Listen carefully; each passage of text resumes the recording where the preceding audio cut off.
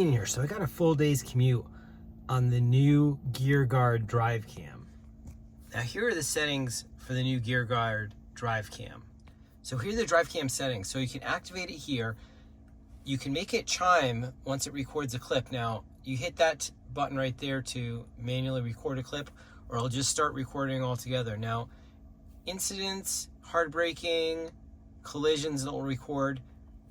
I have the motion cam on, off at home. Any kind of alarms it's going to record in there also.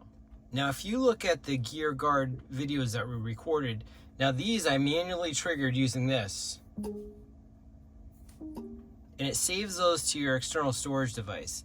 Now you can review those in here, in this area here.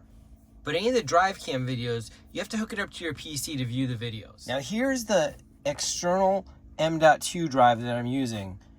I'll put a link to this below. Inside this I have a Samsung 980 1 terabyte M.2 drive. Now here's the actual drive cam footage recorded from the bed cam. I sped it up 1,000 times. Now it records from multiple cameras, but this one seems to be the best view.